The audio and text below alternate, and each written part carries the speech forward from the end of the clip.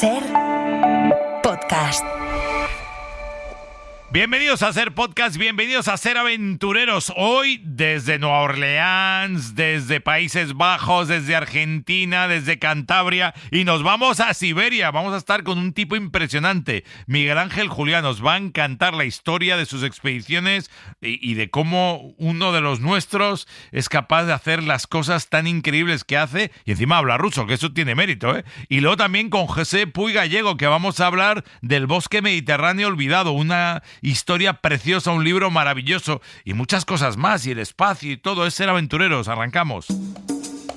Comienza en la cadena Ser, Ser Aventureros. José Antonio Ponseti.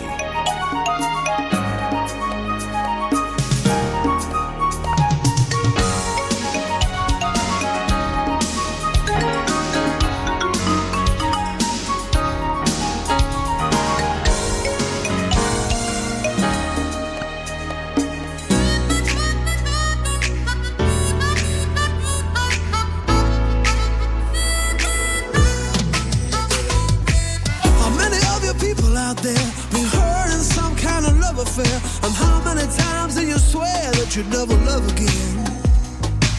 How many lonely sleepless nights? How many lies? How many fights? But why would you wanna put yourself through all of that again? Love is pain, I hear you say. Love is a cruel and bitter way of paying you back for all the faith you ever had in your brain. Or could it be that what you need the most?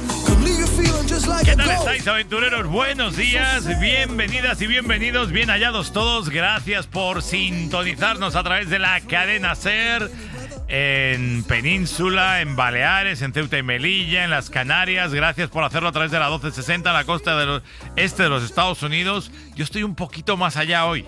¿Qué tal? Buenos días. Os saludo ni más ni menos que desde Nueva Orleans. Sí, señor, desde New Orleans, donde mañana se va a disputar la edición 59 de la Super Bowl, que ya sabéis que es una de esas retransmisiones mágicas que tiene todos los años la cadena Ser y en donde os vamos a ir contando, dicen, lo que sucede en el espectáculo más grande deportivamente hablando en el mundo, en el planeta. Sí que es cierto que llevamos una semana alucinando en Nueva Orleans, que esta ciudad ha cambiado muchísimo desde lo que yo viví en Katrina la última vez. Es que eso fue en el 2005, o sea que han pasado casi 25 años, y que hay muchas zonas que son chulas, otras más complicadas, en fin. No me da la sensación que la ciudad se haya recuperado en buenos términos de esa movida, pero yo creo que hay mucha menos gente de la que había. Pero bueno, eso ya os lo contaré en otro momento. Tengo a todo el equipo repartido por el planeta. Tengo en Argentina, si no me equivoco, a José Luis Angulo. Estamos más cercanos en cuanto a franja horaria. Hola, José Luis, ¿qué tal estás? Buenos días. Sí, boludo, buenos días. Está confirmado que se me ha ido para Argentina y que se le ha pegado todo lo de Argentina. ¿Qué tal, hijo? ¿Cómo estás? Oye, ¿hace tiempo que no estás por Nueva Orleans o has estado hace poco?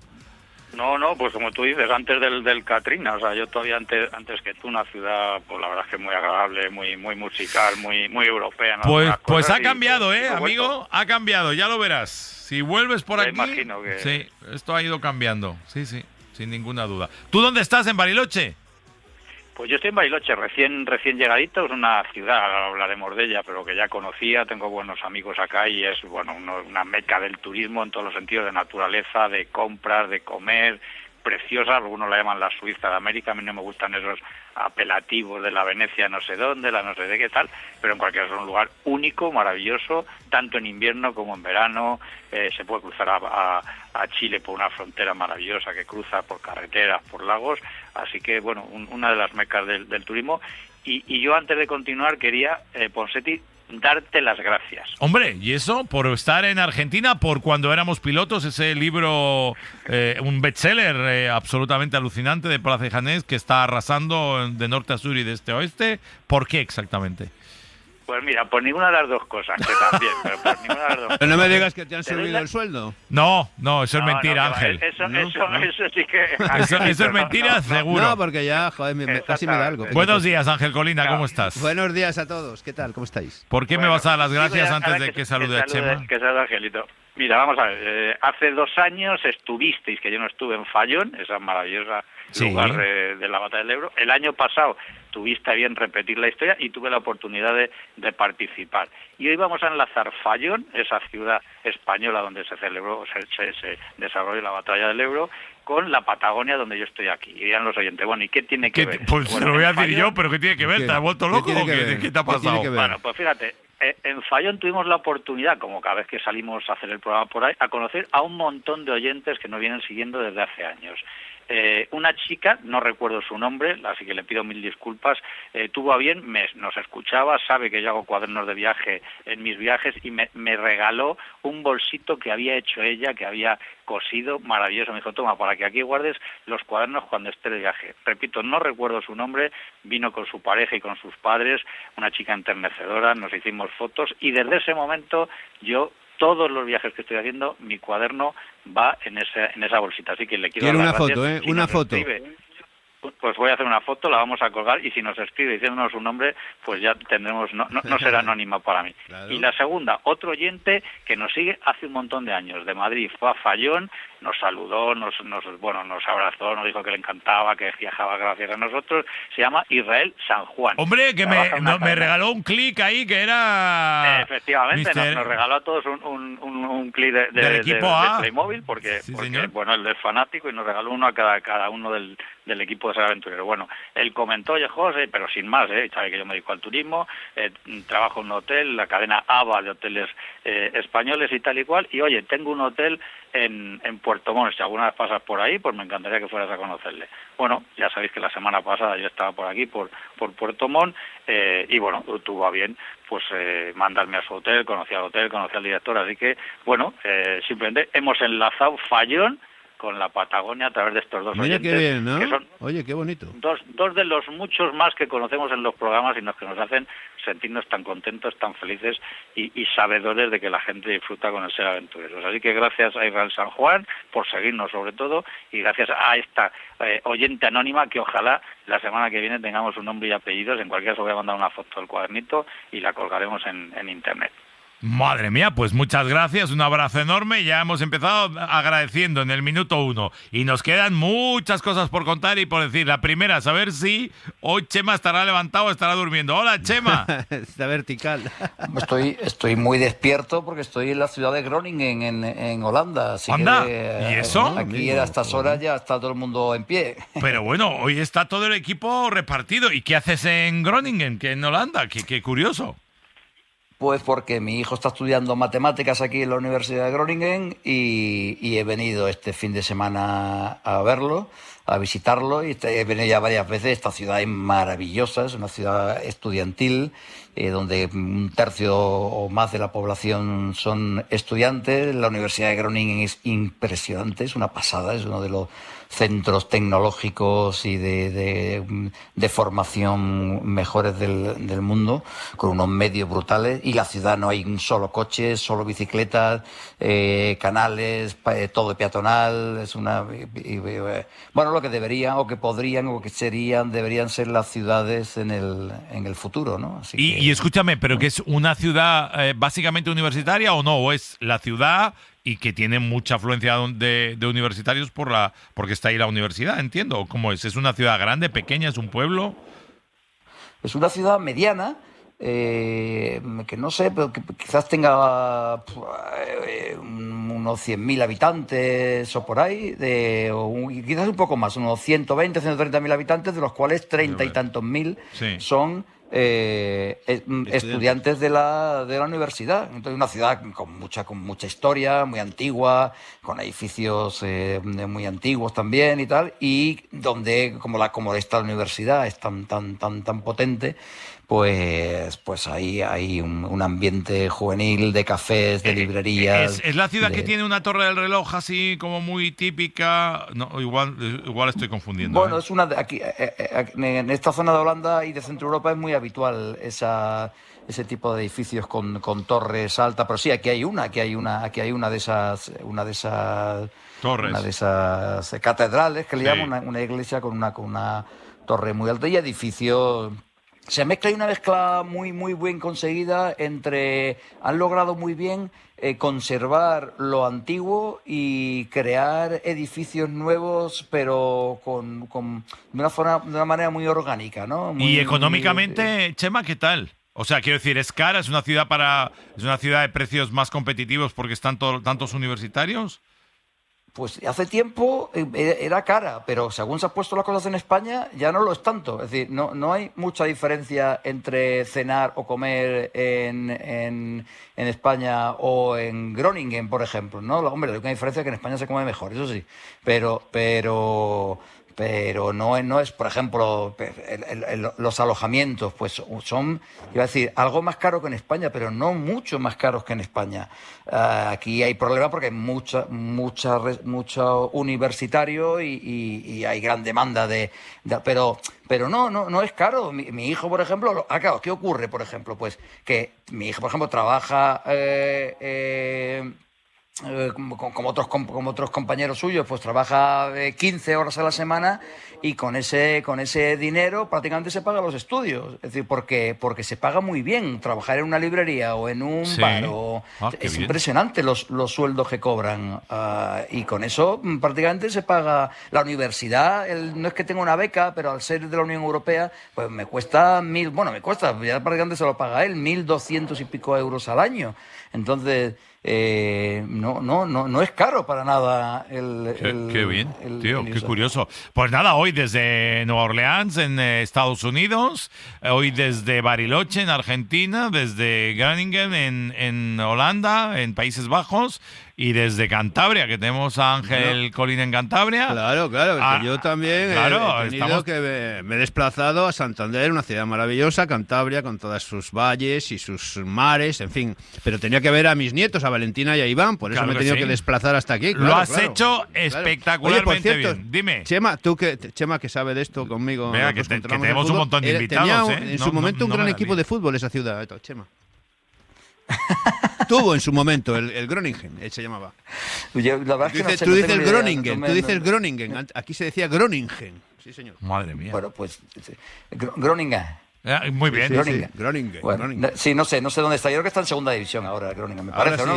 Igual ya no existe. La época de Johan Cruyff y todas estas cosas, cuando yo era joven, vamos. Venga, que vamos a ir a por el primer tema. Where you can always find me. We'll have Halloween on Christmas, and in the night we'll wish this never ends. We'll wish this never ends. Bueno, el primer invitado de hoy viene de la mano de José Luis Angulo. Con que no es libro, no le voy a poner porque luego me pide y reclama. Hoy no es libro lo que traes tú, que el libro lo traigo yo. Claro, el libro lo traes tú, aunque nuestro autor, nuestro invitado, nos va a hablar de un libro, pero no viene por el libro, sino por unas historias absolutamente únicas y maravillosas que nos va a contar. Muy bien, él es Miguel Ángel Julián. ¿Y cuál es la magia de Miguel Ángel Julián, José Luis? Pues mira, Miguel Ángel Julián yo le conocí hace un par de años, cuando me lo presentaron. Es un tipo calladito, no presume de nada y podría hacerlo. Y me quedé flipado, como se van a quedar nuestros oyentes ahora mismo, y al acabar la entrevista dirán, pero ¿este tío es español de verdad? Bueno, es una mala bestia en el buen sentido en las expediciones al Ártico. Habla ruso, yo no sé por qué nos lo va a contar ahora, empezó a enamorarse de esa parte del planeta tan absolutamente indómita, complicada, dura. Ha recorrido lugares que muy poquitos occidentales han estado por allí, pertenece a la Escuela de Ciencias soviéticas, tiene un montón de galardones, realmente es más conocido fuera de España que en España, y son de esos personajes que pasan por ser aventureros que poca gente conoce y que desde luego, como digo, es sin lugar a dudas, desde luego, el español que más kilómetros ha hecho en el Ártico, que más conoce esa cultura, que ha convivido con etnias del norte, del sur, del este, del oeste, de ese tremendo territorio que es Siberia, que le queda muchísimo por recorrer y que ahora mismo creo que está incluso pues de expedición por allí. Así que un gustazo tener a Ser Aventureros a Miguel Ángel Julián. Pues nos vamos a Siberia. Miguel Ángel, ¿qué tal estás? Buenos días. Hola, buenos días, ¿qué tal? ¿Cómo estáis? Muy bien, ¿qué tal tú? Más fresquito que nosotros, entiendo, ¿no? Que esta semana, ¿qué temperaturas medias has tenido? Eso seguro. Bueno, este invierno está haciendo bastante calor para lo que es normal aquí, unos 10 grados sobre la media, pero bueno, estamos a unos 20, 25 bajo cero, más o menos. Bueno, hace un calor, a mí me estoy sudando ahora mismo cuando me lo has dicho. Claro, estarás en pantalón corto y chanclas, claro. No, está muy bien, es decir, para lo que es este lugar, está bien, 20, 25 es lo mínimo que te puedes esperar, vamos, está muy bien. Sí. Sí. Bueno, ¿por dónde empezamos? Porque todas las cosas que ha dicho José Luis y como te ha presentado, te ha hecho un traje, vamos. Sí, joder, me ha puesto en un compromiso. Claro, a ver qué nos vas a contar. O sea, claro, yo le voy a hacer 2 preguntas cortitas a Miguel. Venga, y así que empiece la contar. La primera, ¿por qué y cuándo fue tu primer viaje al Ártico? ¿Por qué al Ártico siberiano? ¿Por qué te enamoraste de esta zona? ¿Y cuántas expediciones llevas? Que son infinidad de ellas. A ver, yo empecé como todo el mundo, por el Ártico, digamos, más tradicional, ¿no? Es decir, yo creo que mi primer viaje al Ártico fue hace unos 20 años y fue a la Laponia, después subí hasta Spitsbergen con expediciones deportivas, con esquís, pulcas, lo típico que hace la gente. Y después Groenlandia, obviamente, toda esta zona. Pero la verdad que me gustó mucho, la verdad, es una zona muy bonita, toda esta zona del Ártico, llámese Spitsbergen, Groenlandia.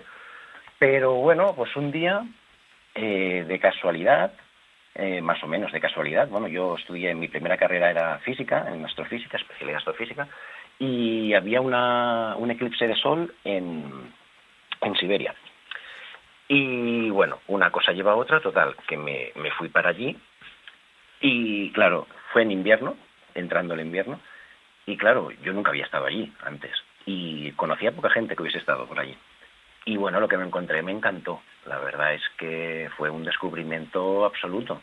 2 meses después volví a ir, porque me habían recomendado un lugar, las montañas Altai. Fui, y desde eso hace 15 o 16 años, no recuerdo, y desde entonces no he faltado nunca, ningún invierno.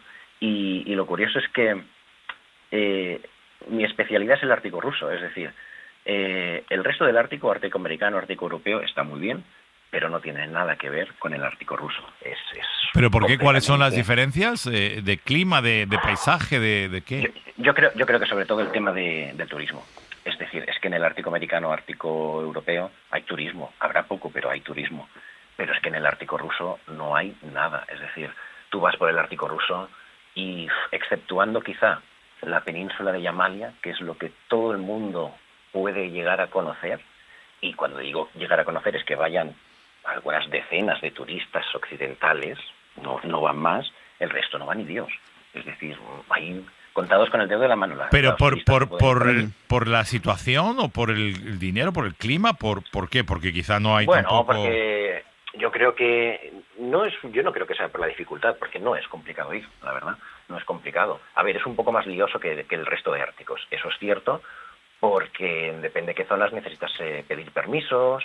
Pero bueno, es como antes, ¿no? Viajar antes tenías que pedir permisos, visados y cosas de estas, que ahora nos hemos acostumbrado a que no se piden visados. Pero bueno, hay que pedir visados, hay que pedir permisos, como toda la vida antes. Y también un poco, yo siempre en Occidente, tal y como se nos ha vendido siempre el mundo ruso, ¿no? El mundo eslavo, hay un cierto respeto, ¿no? Por todo lo que hay allí, da un poco como de miedo a la gente occidental. Y al final... es como todo el mundo, es decir, no hay nada extraño por allí. Pero la gente le tiene respeto. Tú le dices, venga, vamos a ir a Chukotka.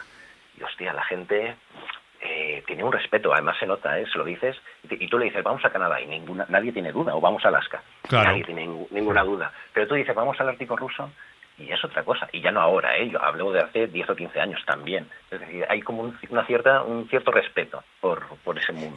Y una pregunta, ¿hay diferencia también, más allá del hecho de que vaya más o menos gente en infraestructura, la sensación, a lo mejor de decadencia de los espacios físicos, de las carreteras, de las construcciones? En el Ártico ruso, las sensaciones que tienes es como de espacios más olvidados, y en el Ártico más occidental está más desarrollado. Pues en cierto modo yo diría que es al revés.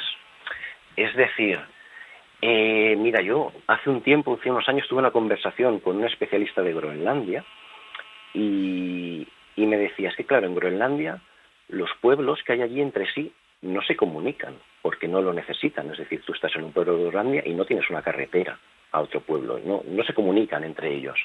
La infraestructura en el Ártico ruso es muy potente. Es decir, el Ártico ruso está muy desarrollado a nivel de infraestructura. Los rusos han invertido mucho dinero durante los últimos 15, 20 años, mucho dinero. Entonces, a ver, no son infraestructuras como las que conocemos aquí occidentales, no hay autopistas, obviamente. Pero sí que hay mucha infraestructura a nivel de vehículos, de logística para comunicar pueblos. Todos los pueblos están comunicados de alguna manera, siempre. Los helicópteros son de vuelos regulares, es decir, con un helicóptero puedes ir de un pueblo a otro con un vuelo regular a muy bajo coste.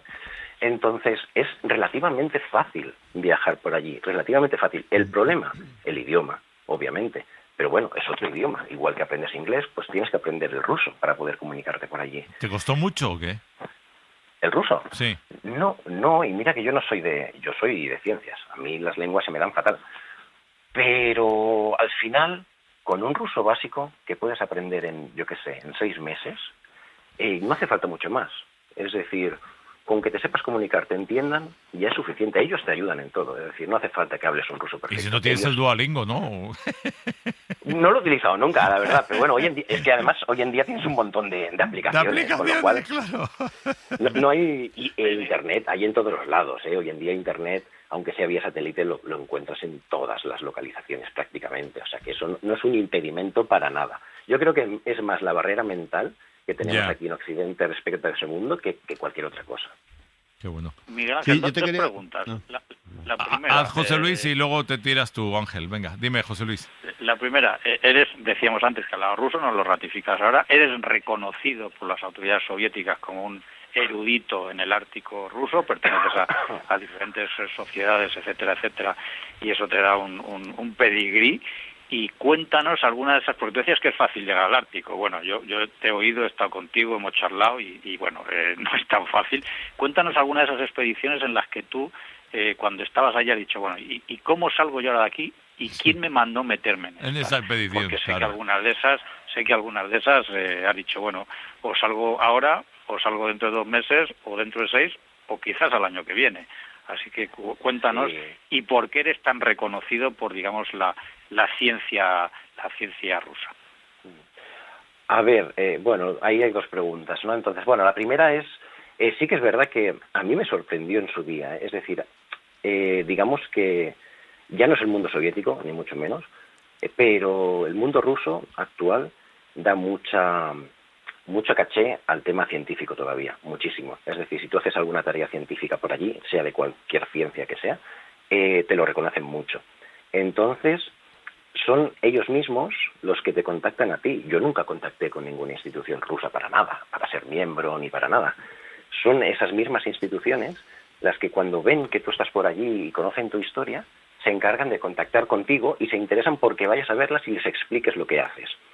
Entonces, yo creo que esa es una diferencia muy grande con el mundo, sobre todo español. Aquí te tienes que vender. Aquí si no te vendes, no haces nada. ¿No? Claro. Estás muerto. Pero allí no, allí la verdad es que si escuchan de ti, te invitan a todos los lados, a cualquier asociación, te hacen socio o cualquier cosa, ¿no? Es decir, eso no tiene mucha importancia. Y luego, a ver, bueno, claro, expediciones en las cuales ha habido problemas, hay muchísimas. A ver, como cualquier parte ártica, es decir, el principal problema es la meteorología, obviamente. Yo ahora suelo viajar en verano y en invierno, pero antes viajaba sobre todo en invierno. Y bueno, es decir, ha habido tantas situaciones. Por ejemplo, yo recuerdo, hubo una expedición hace no muchos años, yo creo que fue en 2019, justo antes de la pandemia, diría, o 2018, no me acuerdo exactamente, que dijimos, bueno, cada año se hacían más difíciles las expediciones, y un año dijimos, venga, pues vamos a ir al lejano oeste, a la península de Kamchatka, pero vamos a cruzarla hasta arriba, hasta llegar a Chukotka por tierra y salir por Chukotka. Claro, eso es un cuello de botella. Kamchatka, todo el mundo conoce Kamchatka por los volcanes, pero eso es la parte sur de Kamchatka, ¿vale? Ahí es muy fácil llegar. Pero claro, una vez te vas al norte de Kamchatka, que antiguamente era una región autónoma que se llamaba Koriakia, tú sabes que si ves ahí, ya no puedes volver. Es decir, bueno, puedes volver, solo puedes volver de una manera, que es con el helicóptero que te ha llevado, que hay uno cada 2 semanas. Y además, ese sí que cuesta dinero, porque en el Ártico ruso están subvencionados los desplazamientos dentro de la zona ártica rusa oficial. Pero Koriakia en particular no está dentro de esa zona, con lo cual no están subvencionados los vuelos. Y eso hace que se encarezcan mucho.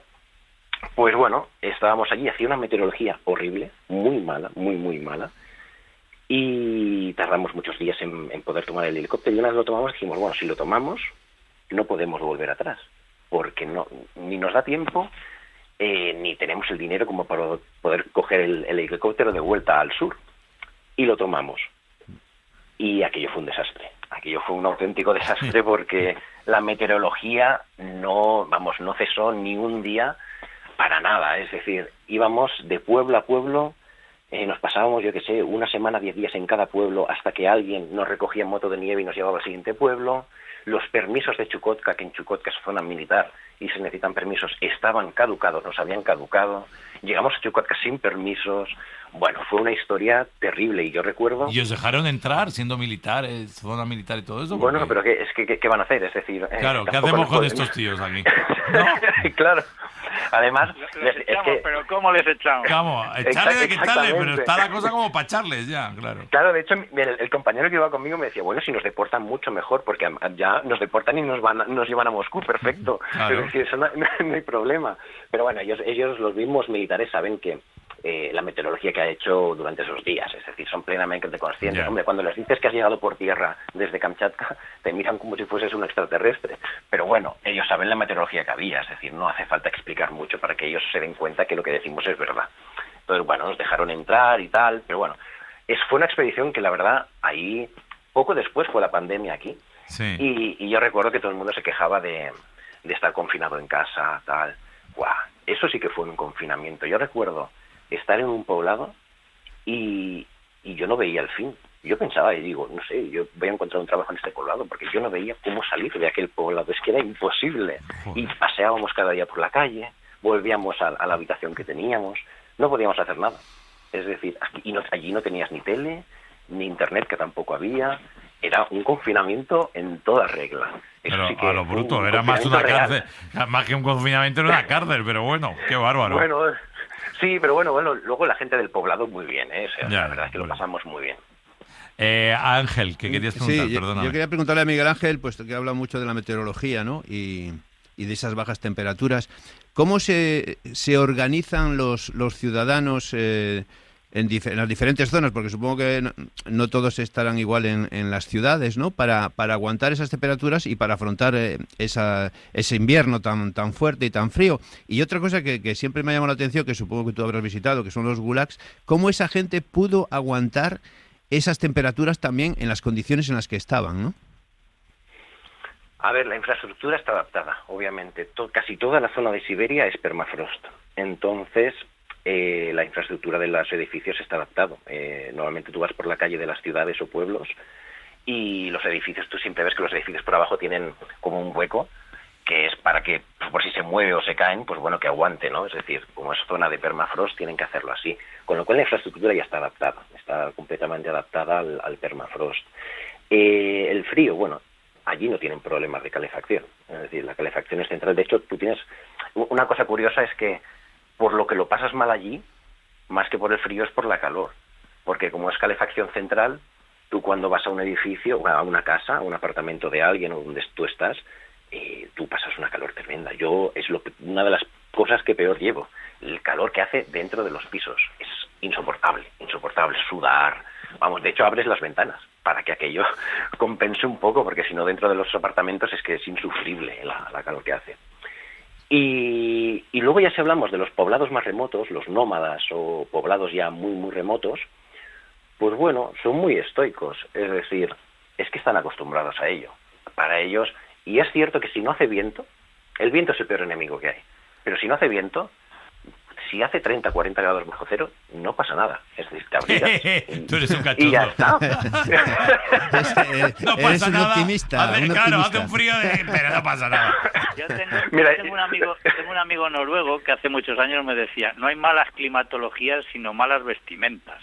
Va a ser eso. Exactamente. Yo recuerdo un intercambio. Yo colaboro con un colegio de Barcelona y hace 3 o 4 años hicimos un intercambio con un colegio de allí, de 2 colegios del Ártico ruso. Y todos se rían mucho porque nos enviaban los chicos de allí del colegio, de un poblado de la península del Taimir, nos envió un vídeo los chavales y salía en el vídeo: hola amigos de Barcelona, hoy hace un buen día, solo estamos a menos 35 grados y estamos aquí jugando. Y que es verdad, es verdad. Es decir, a menos 35 pues están en la calle todos los niños y juegan de una manera completamente normal. Sí, bueno. Oye, Miguel Ángel, la última. Estás en plena expedición, o sea, ahora vas a empezar una expedición. Estás a puerta de ello y te voy a hacer un 2 en 1. ¿Te podemos seguir de alguna manera las cosas que haces o no? No. la verdad es que ni no. Redes ni leches, claro. No, mira, yo cuando viajaba con un compañero que sí que lo publicaba todo por las redes sociales, sí, pero es que yo no suelo publicar casi nada. Vale. Bueno, casi nada. Yo no publico cosas.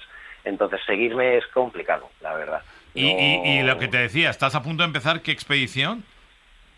Pues mira, ahora tengo que tomar un vuelo a Magadán, que Magadán es conocida por sus gulags, y es un proyecto de 4 años que empieza ahora.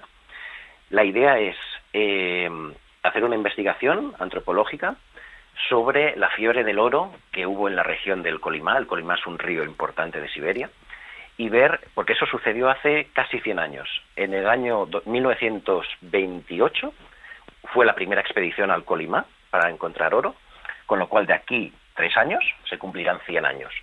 Y la idea es investigar el papel que jugaron los indígenas de la zona, ayudando a los primeros exploradores rusos a encontrar oro por toda esa zona. Entonces iré viajando durante estos 3 años a diferentes localizaciones del Kolimá, preguntando, visitando los museos pequeñitos que hay en cada localidad, a ver qué papel jugaron en todo eso. ¿Tendremos un libro de eso luego, más tarde, o no? Un apunte. Es la idea. Dime el apunte, José Luis. Ponsetti. Dime. Nos decía Miguel Ángel que él no escribe en redes sociales, pero sí que tiene un libro ártico-siberiano, que es una maravilla. Nos cuenta sus expediciones y nos cuenta todo. Cuéntanos en una palabra o en 2 palabras, Miguel Ángel, ¿cómo podemos conseguir tu libro ártico-siberiano? En Amazon. Básicamente está en Amazon, el Ártico Siberiano, territorio desconocido, que lo escribí hace ya ha pasado tiempo. Yo creo que lo escribí en 2019 o 2020. Y en él, básicamente, lo que quise es describir mis 10 primeros años de expediciones junto a un compañero de viaje que viajaba antes conmigo. Entonces está, cada capítulo es una de esas expediciones de esos 10 primeros años, fuesen bien o fuesen mal, porque por ejemplo la primera no fue bien, pero bueno, yo las describí todas como una especie de diario de viaje. Y bueno, y también explico un poco la antropología, las etnias indígenas que hay en cada una de esas regiones que visité. Querido Miguel Ángel, Julián, un placer. Muy bien, muchas gracias a vosotros. De los sentidos. Venga, un abrazo. Muy bien, un abrazo. Hasta luego. Gracias, un abrazo. Hasta luego. Chao.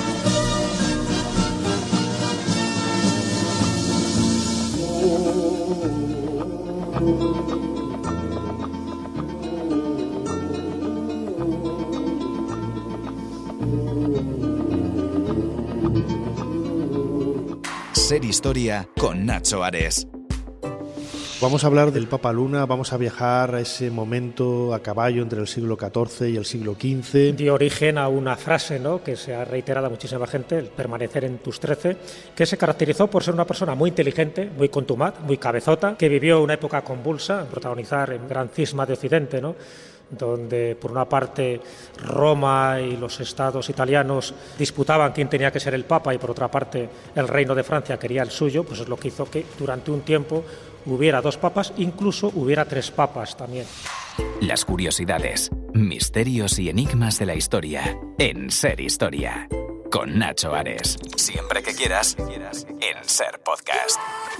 Vayas donde vayas, Cadena Ser. Hágame usted caso. Cuando se está en un apuro, lo mejor es buscar un abogado que lo solucione. Entonces se tienen más apuros, pero se tiene un abogado.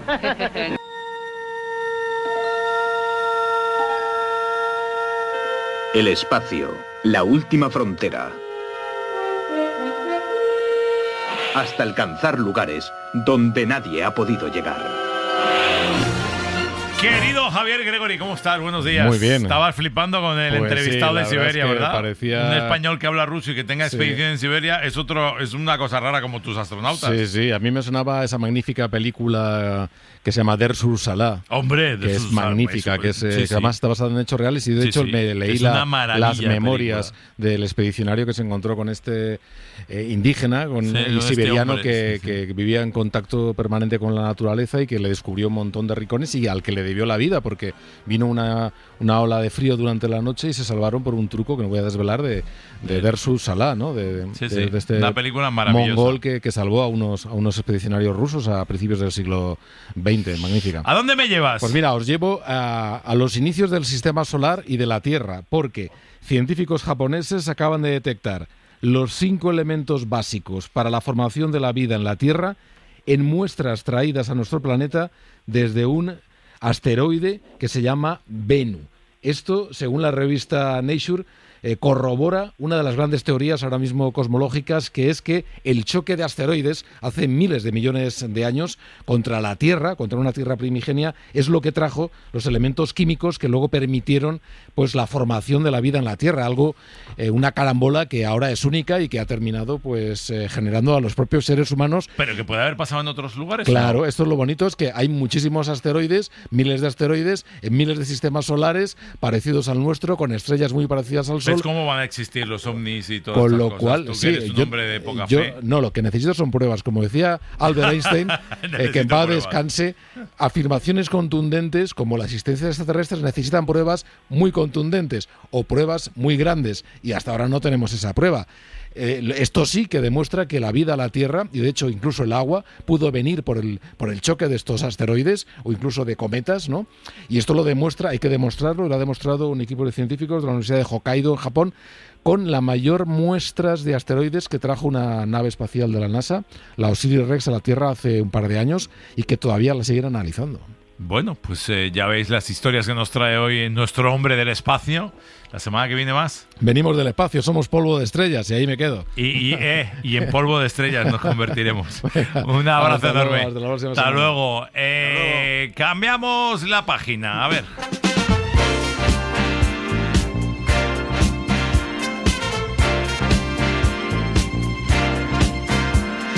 What's the sense in sharing this one and only life? Hoy el que os trae el libro soy yo, porque hace ya días me llegó de esos libros que nos llegan a ser aventureros, joyitas maravillosas. Se llama El bosque mediterráneo olvidado, crónicas de la naturaleza salvaje del monte de El Pardo. Lo ha escrito José Puig Gallego, la editorial es Tundra, y la verdad es que son historias de jornadas y jornadas y jornadas de espera, de observaciones, de caminar, de amar la naturaleza. El libro tiene alguna que otra ilustración, que no sé si las ha hecho el autor o vienen con la editorial, pero está dividido en 4 partes, fantásticas que te ayudan muy bien a entender y a llevar. La primera es toda la parte del bosque viejo, la segunda es el bosque ancestral, la tercera es el pasitrote del bosque y la última es los hijos del bosque. Y entonces a partir de ahí entiendes todo el proceso de cómo es un bosque mediterráneo. Hola José, ¿qué tal estás? Buenos días. Hola, ¿qué tal? Buenos días. No quiero desvelar mucho para que tú nos cuentes más, pero lo primero, esta pasión tuya por el bosque, ¿de dónde sale? Pues mira, lo primero te digo que los dibujos también son míos. Mira, escúchame, pues ya podías haber metido más, porque están muy bien, son muy chulos.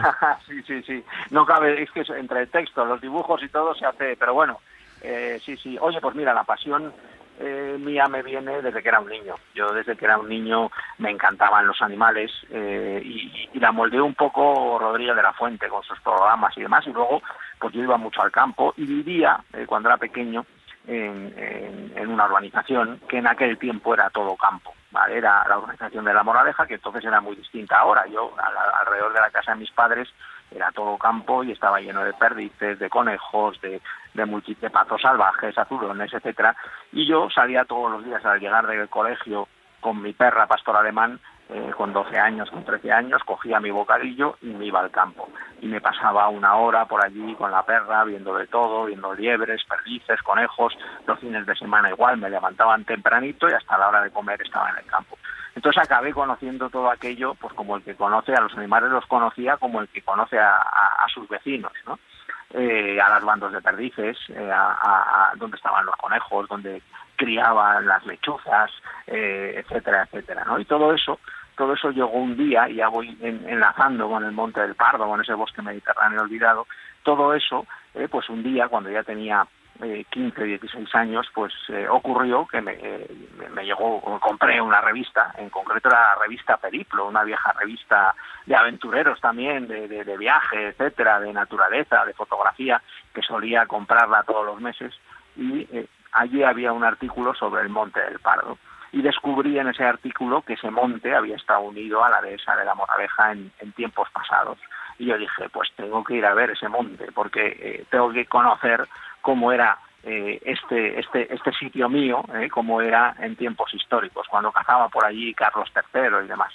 Así que, sin ni corto ni perezoso, me fui para allá, me metí en el monte, estuve 5 horas con 15 o 16 años disfrutando como un enano, y me detuvieron, me sacaron de allí, en fin, esas cosas las cuento en el libro, y a partir de ahí busqué un sitio donde poder ir, que no fuera a entrar en el monte, pero lo pudiera ver bien, y de ahí pues empecé a frecuentar una zona que hay al norte, muy bonita, preciosa, que es muy rica en fauna,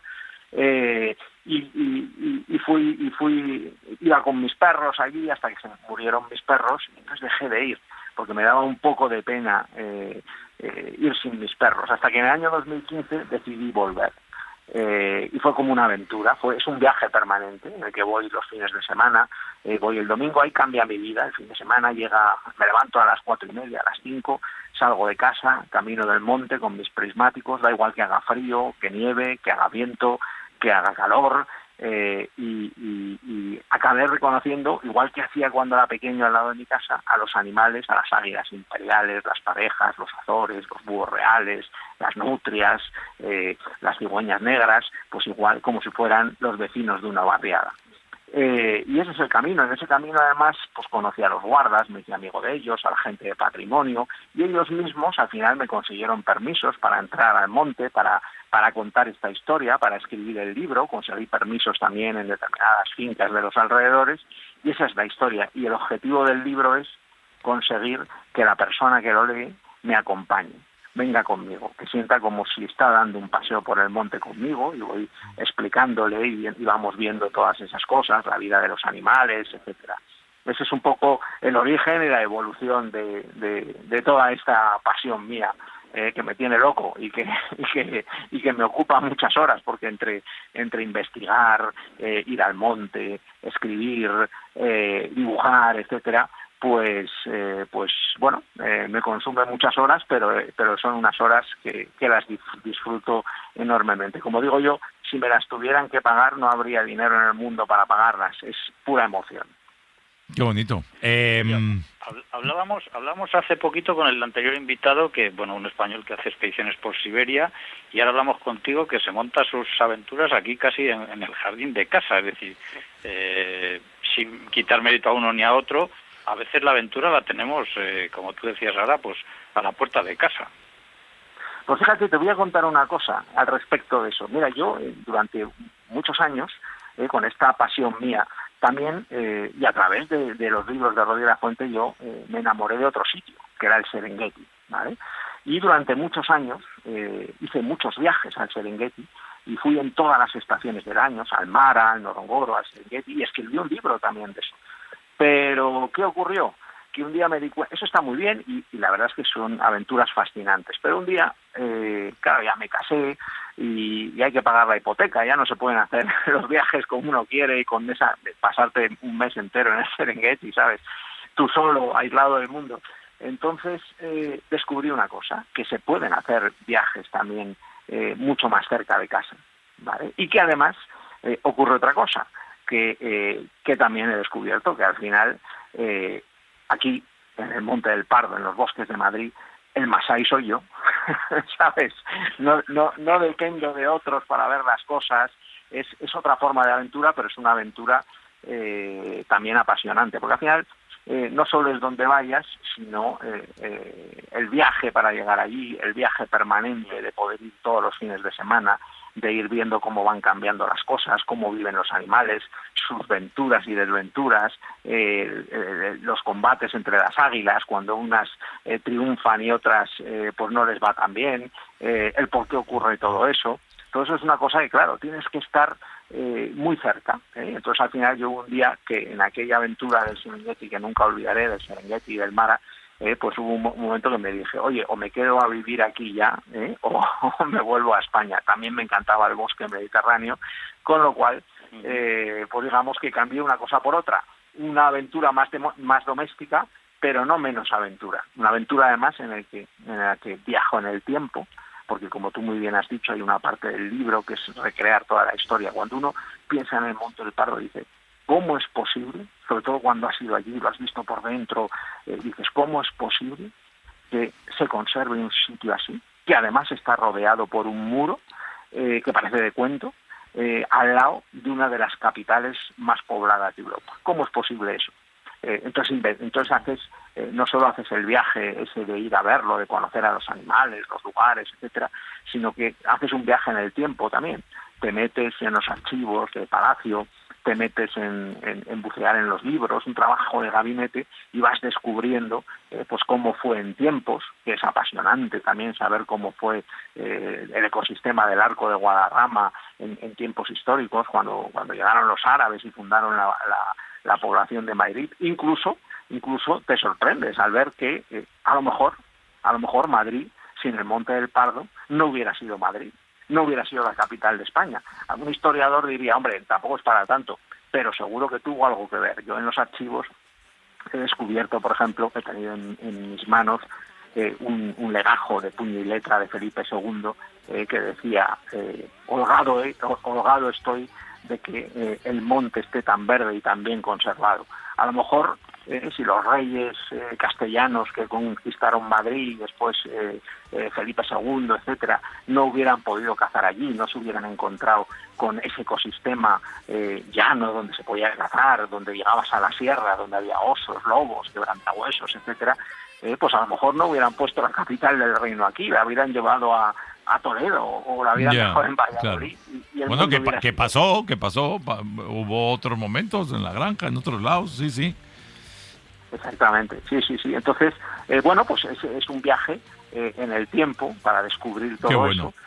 Y es un viaje también, pues de constante, de ir allí, de conocerlo, pero sobre todo, como te digo, a mí lo que me apasiona es no solo ver un sitio, sino ir más allá. Conocer a los animales como si fueran vecinos. Yo le he dado un nombre a esta forma de conocer la naturaleza, ¿no? Que le llamo la senda Kipling. Porque yo cuando era pequeño, mi padre me regaló un día, viendo todo lo que me gustaban los animales, yo tendría 10 años así, y me regaló el libro de la selva de Rudyard Kipling. Sí. Y entonces me empecé a leer aquel libro y me encantó. Y entonces dije, oye, ¿sería posible pasar de la ficción a la realidad haciendo algo parecido? Y empecé a hacerlo allí alrededor de mi casa. Y luego lo pude hacer en el Serengeti. Sí, y luego acabo haciéndolo en el Monte del Pardo, ¿no? Entonces hice un poco la gran aventura que efectivamente puede hacerse en muchos escenarios. Muy bien. Depende al final de cada momento de tu vida y de cada momento del tiempo. No tenemos tiempo para más, pero de verdad que queríamos recomendar este libro, si os animáis, El bosque mediterráneo olvidado, de José Puy Gallego, con el que estamos hablando, editorial Tundra, un paseo maravilloso por la naturaleza. Cuídate mucho, José, feliz día. Lo mismo digo, muchas gracias a vosotros y un fuerte abrazo. Hasta luego. Hasta luego, José. Chao.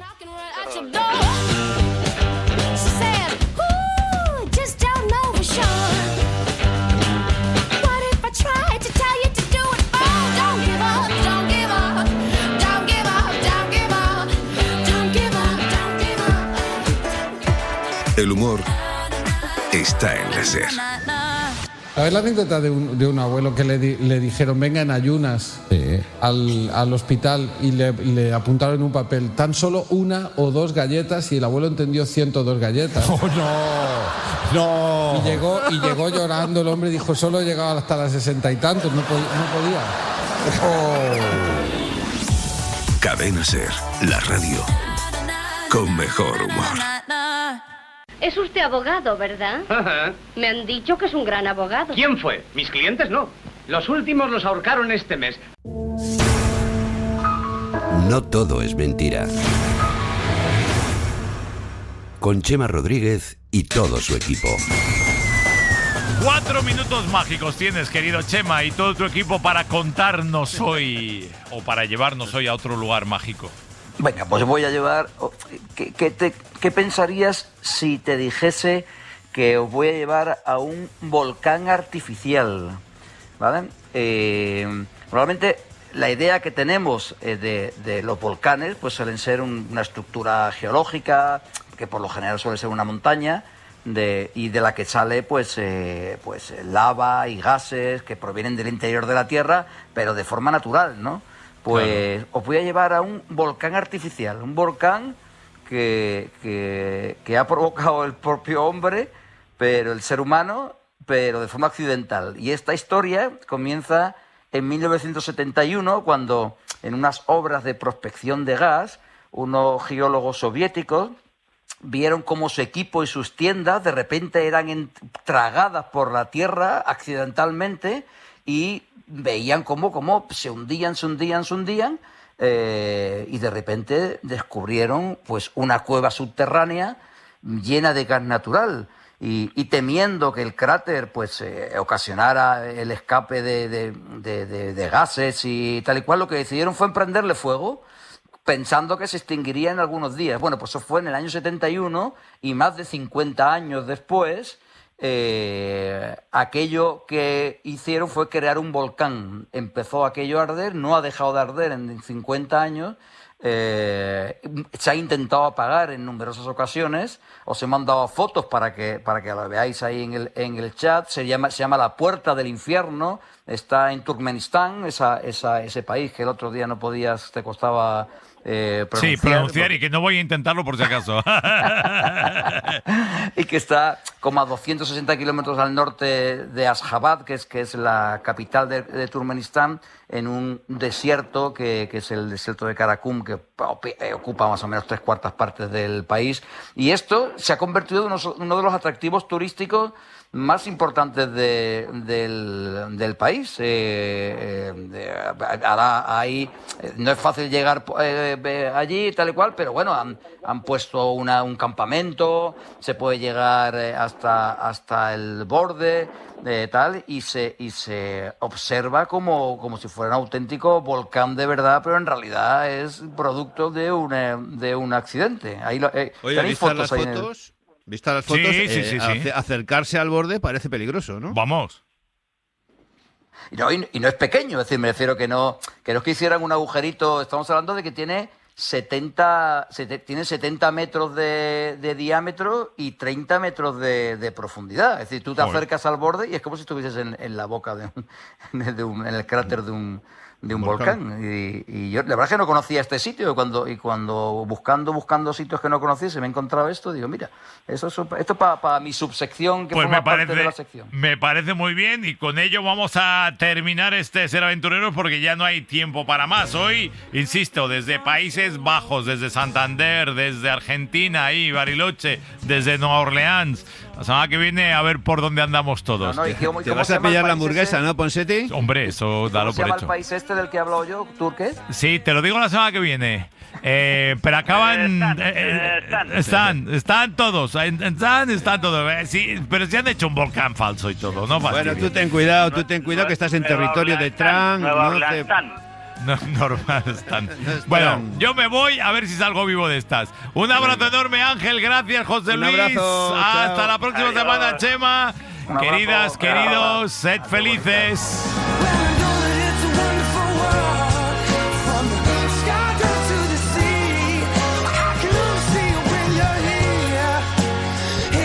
Para no perderte ningún episodio, síguenos en la aplicación o la web de la SER, Podium Podcast o tu plataforma de audio favorita.